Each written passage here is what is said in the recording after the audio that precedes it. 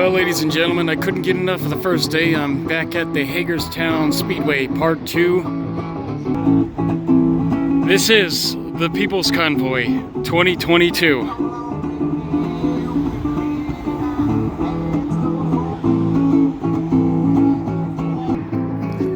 If you're curious what it's like to go to the Peoples Convoy, you'll see that right here is the front entrance, and they actually have a gate as well, in case certain people show up that aren't welcome.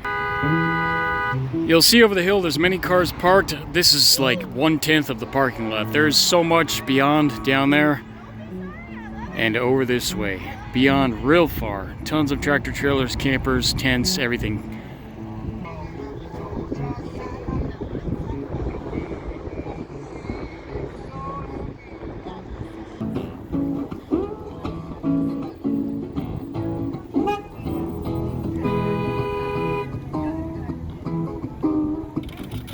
When people come back and enter back into the facility, they're welcomed by honks. Oh, and today it looks like we got a state trooper entering the facility. Wow, very interesting. 2 police coming in right now. It's about 6 p.m. March 16th. 2 state troopers have entered.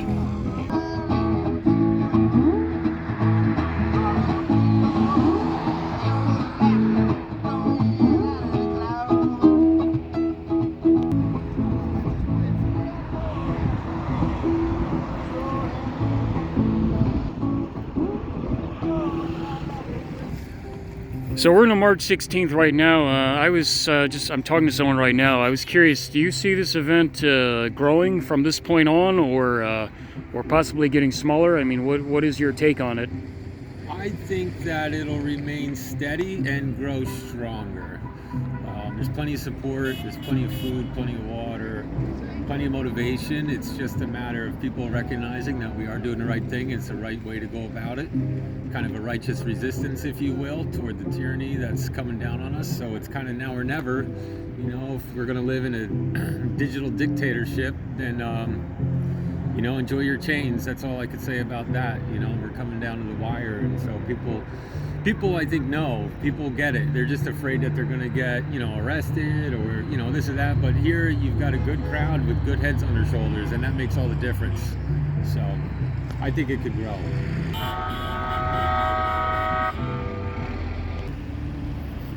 So as far as grumpy drivers or angry motorists, they're out there. You see that, and it doesn't take much to make a grumpy driver. You could get stuck at a red light and people start cussing and swearing and flipping birds. If you don't hit the gas pedal as soon as the light turns green, people start cussing and honking.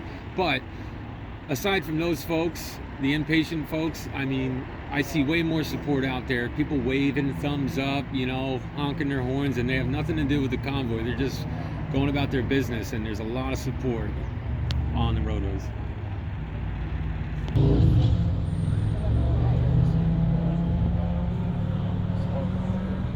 Let's see. For people just tuning in to the Peoples Convoy in Hagerstown, Maryland at the Speedway, off exit, I believe it's 6B off I-81. I'm asking someone I'm talking to right now, I was curious, so what is the main purpose of the Peoples Convoy? Well, I'm not a spokesman for the convoy. I'm just here in full support of what they're doing. I've been riding around with them a bit and spending a lot of time here and helping out best I can.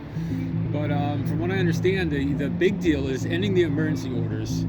From what I understand, the government has implemented the emergency act pertaining to the COVID crisis, quote unquote, but now they've shifted it to the War Powers Emergency Act, and so they're playing around with all these emergency powers, which is stripping us of our constitutional, liberties. And the longer that goes on, the more tyranny we suffer through. So I think the big deal is getting the emergency orders ended, dropping the mandates, and the accountability for the train wreck that is the government's response to all of this.